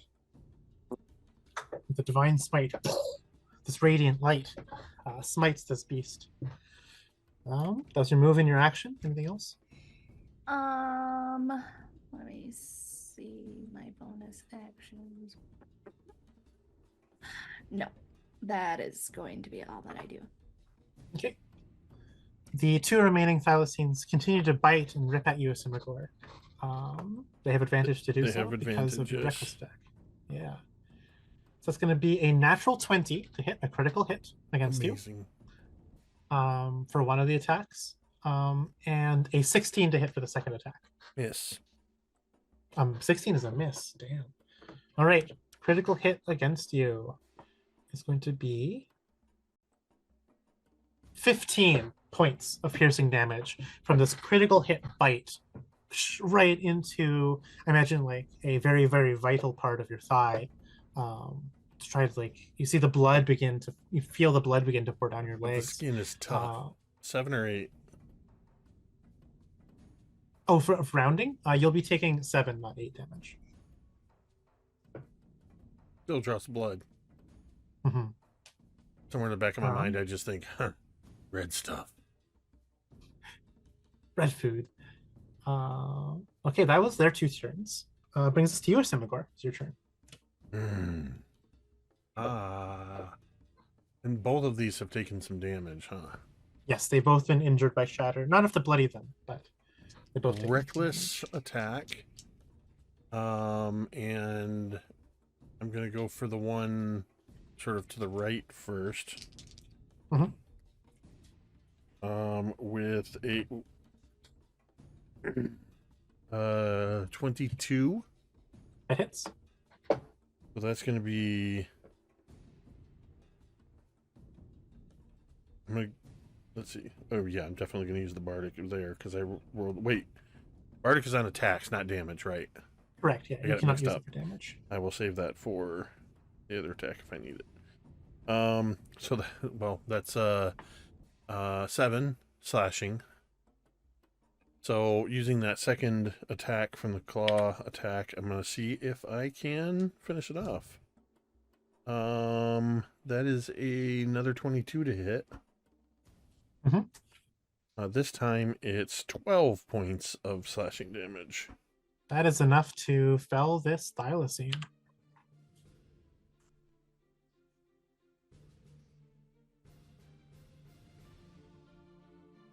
And then I'll just turn and look at the remaining one and use an attack action. It's part of the same action. I have bonus actions. Okay. Nothing else for me. That's my turn. Okay, that brings wait, us. I take that back. I'm gonna sort of pivot, stepping over the body of this one, if I can. Just absolutely. to clear a space for my allies. Little tactical here, so I'm not standing between them and magic or projectiles. All right, Daeralei, it is your turn. Yrsimagor out of the way, I no longer have to move, and I will just blast the remaining one. Maybe. 17 to hit. That hits. Okay, and we are going to this time use my brain power. So I give myself a headache to do an extra 2 damage.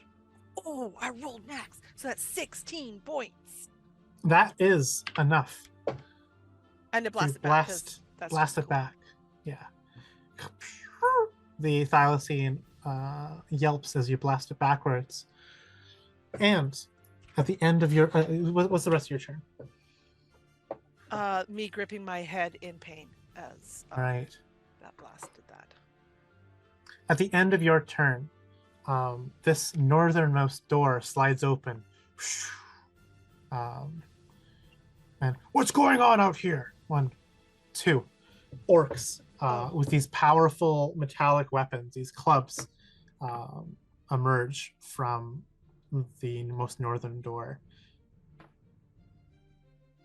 And along with it, they begin to step out, and you see behind them a few smaller rat folk, much like Veris, step out as well as they join the fight. But that is a fight we will not do tonight.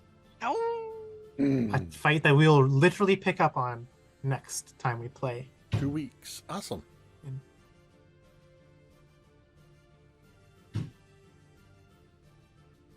Nice. Thank you. All right. That was good. Almost got through a session without rolling initiative. Let's see. All right. Well, yeah, as we said, we will be back in 2 weeks. We play this game every other Tuesday. So in 2 weeks, that will be... I can't do that math right now. I want to say that's going to be like I think it's the 6th. the 12th? No, The 14th. the 14th. That's what I said. Yes, exactly. I'm just agreeing with you. That is the day after I come back, which would be perfect. Perfect timing. That is the day you come back. That is the day I come back. Perfect So, timing. as always, just pay attention to the socials, or you can check in the MTD Discord. Sometimes we end up calling the game on day of for various reasons. But otherwise, we plan on playing in just 2 weeks.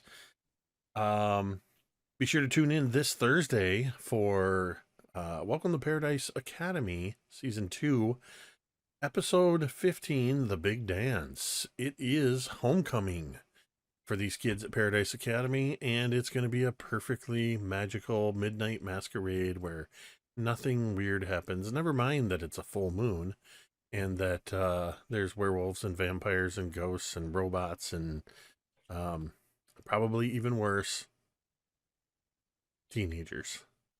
So tune in on Thursday to see how that goes. With that, I just want to say thank you to everybody who tuned in, as always. Thank you to any new followers, and anybody that if you're joining us for the first time, welcome. If you're joining us for the 100th or more time, welcome. We always appreciate seeing people in the chat. If you're somebody that likes to lurk quietly in the chat, or you're watching on the VOD at a later time, thank you, and we appreciate you and hope you enjoy the show.